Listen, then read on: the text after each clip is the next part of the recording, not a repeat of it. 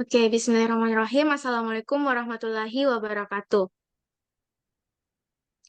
Baik, kami dari kelompok 6 pada hari ini akan melakukan presentasi dan yang nantinya akan di-up di YouTube guna untuk memenuhi salah satu tugas mata kuliah strategi pembelajaran. Jadi topik pada hari ini yaitu taksonomi Bloom. Sebelumnya, perkenalkan saya Nurherana Kadri selaku moderator dan tentunya saya tidak sendiri karena ditemani oleh kedua teman kelompok saya. Yang pertama yaitu ada Muhammad Sulfan, dan yang kedua ada Andi Muhammad Alif Hadafiendra. Oke, next. Oke, baik teman-teman. Jadi pada presentasi kali ini itu terdapat 4 submateri. Yang pertama yaitu pengertian taksonomi Bloom, yang kedua aspek-aspek taksonomi Bloom, yang ketiga manfaat taksonomi Bloom, dan yang terakhir strategi-strategi kognitif. Baik, untuk mengefisienkan waktu, langsung saja kita masuk pada materi pertama, yaitu pengertian taksonomi Bloom yang akan dijelaskan oleh Muhammad Sulfan. Kepada Sulfan, saya persilahkan. Baik, terima kasih atas kesempatannya. Jadi, taksonomi berasal dari dua kata dalam bahasa Yunani, yaitu tasein yang berarti mengklasifikasi dan nomos yang berarti aturan. Jadi, taksonomi berarti hierarki klasifikasi atas prinsip dasar atau aturan. Taksonomi belum bermula ketika awal tahun 1950-an dalam Konferensi Asosiasi Psikolog Amerika, Benjamin Samuel Bloom dan kawan-kawan mengemukakan bahwa dari evaluasi hasil belajar yang banyak disusun di sekolah, ternyata persentase terbanyak butir soal yang diajukan hanya meminta siswa untuk mengutarakan hafalan mereka. Konferensi tersebut merupakan lanjutan dari konferensi yang dilakukan pada tahun 1948. Menurut Benjamin Samuel Bloom, hafalan sebenarnya merupakan tingkat terendah dalam kemampuan berpikir atau thinking behaviors. Masih banyak masih banyak level yang lebih tinggi yang harus dicapai agar proses pembelajaran dapat menghasilkan siswa yang kompeten di bidangnya.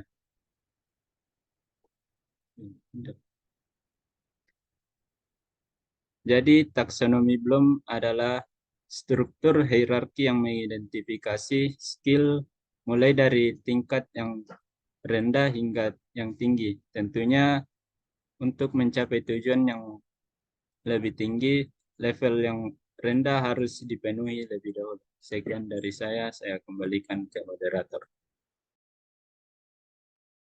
Oke, itulah tadi penjelasan mengenai pengertian dari taksonomi Bloom. Saya ucapkan terima kasih kepada Sulfan. Semoga apa yang dijelaskan oleh Sulfan itu dapat dimengerti oleh teman-teman.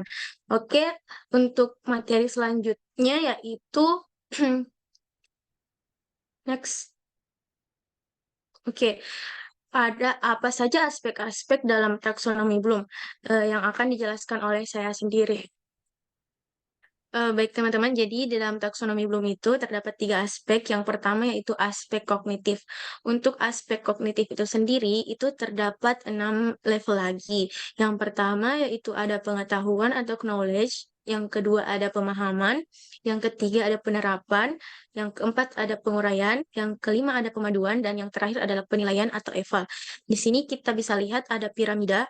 Dan untuk 3 level pertama terbawah, yaitu knowledge, comprehension, dan application, itu merupakan lower order thinking skill atau merupakan level terbawah. Kemudian untuk analisis, sintesis, dan eval itu merupakan higher order thinking skill. Namun perbedaan ini bukan berarti bahwa lower level itu tidak penting. Justru dengan lower order thinking skill ini harus kita lalui terlebih dahulu, kemudian bisa mencapai untuk level tertinggi. Nah, untuk pengetahuan itu sendiri adalah kemampuan untuk menyebutkan, mendefinisikan, menamai, menyatakan, dan memilih. Contohnya ketika seorang guru menyatakan kebijakan kepada peserta didiknya. Kemudian yang kedua yaitu pemahaman atau comprehension.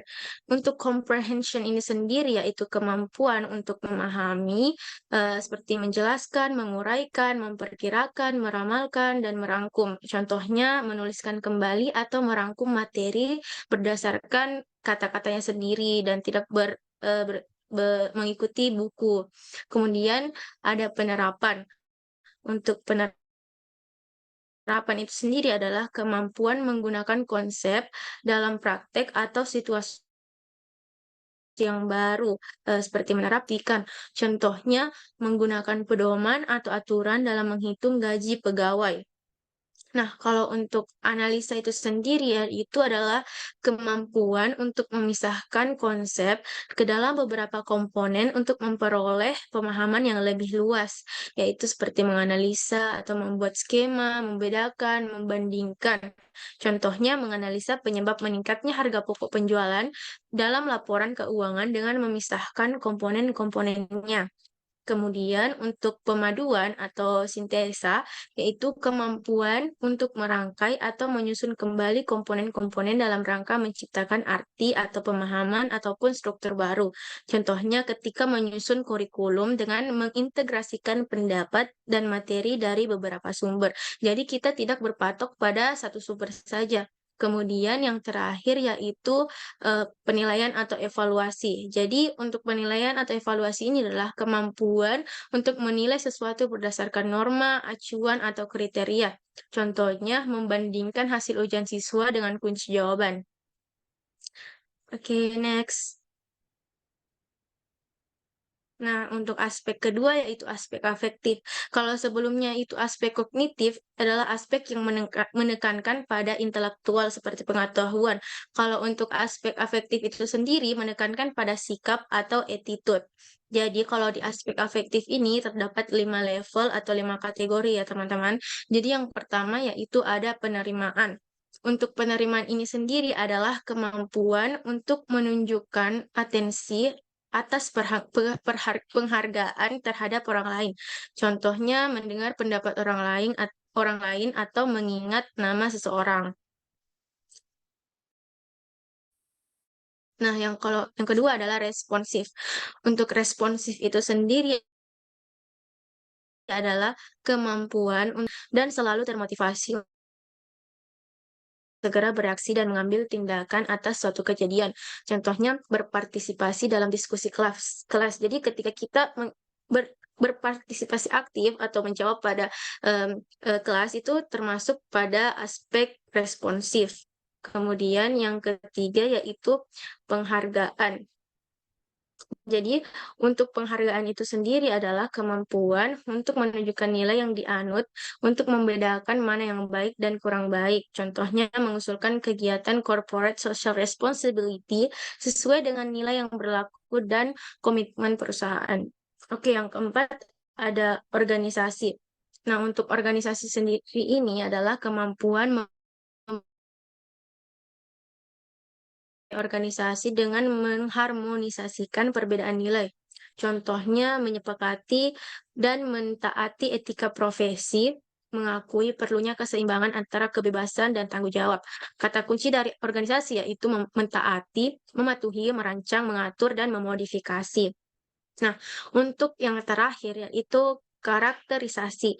Untuk karakterisasi itu sendiri adalah kemampuan untuk mengendalikan perilaku berdasarkan nilai yang dianut dan memperbaiki hubungan intrapersonal, interpersonal, dan sosial. Contohnya adalah menunjukkan rasa percaya diri ketika berpresentasi di depan kelas. Oke, next.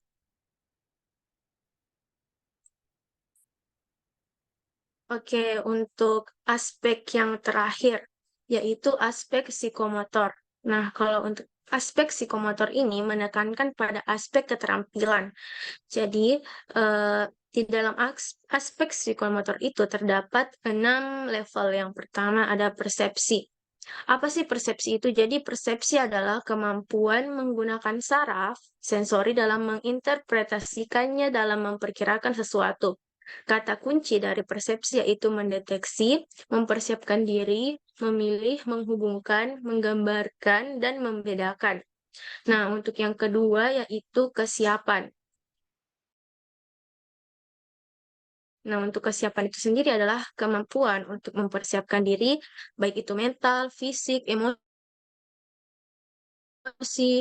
ketika kita menghadap urutan dan menerima kelebihan dan kekurangan seseorang.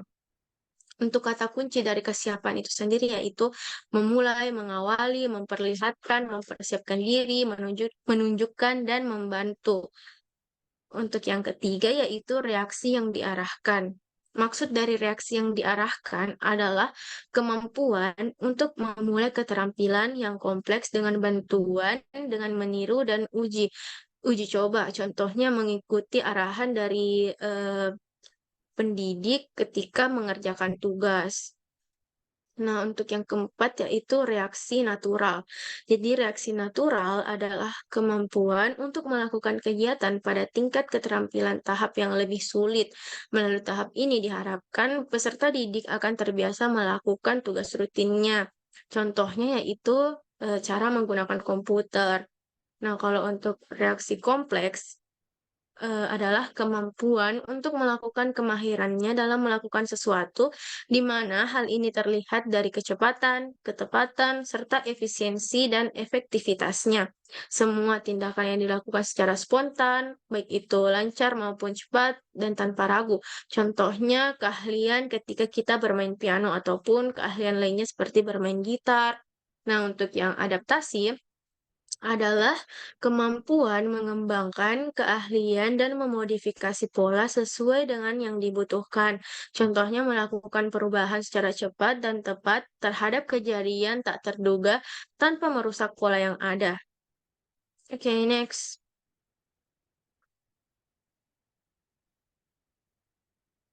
Oke, jadi teman-teman, taksonomi Bloom ini mengalami revisi atau mengalami pembaharuan.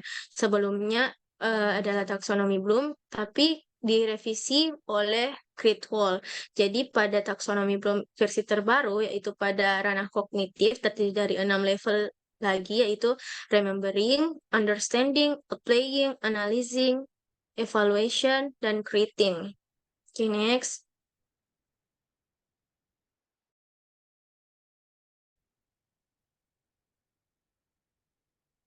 Oke, jadi di sini ada perbedaan dari versi Bloom dan versi Great Wall. Bisa kita lihat semuanya itu tetap 6 level, tapi yang berubah adalah pada level terbawah yaitu knowledge berubah menjadi remembering dan juga comprehension menjadi understanding. Kemudian pada level ke-6 atau level tertinggi pada versi Bloom itu adalah eval, tetapi ketika versi terbarunya itu evaluation eh, berpindah tempat pada level 5. Jadi yang paling tinggi yaitu creating. Oke, next.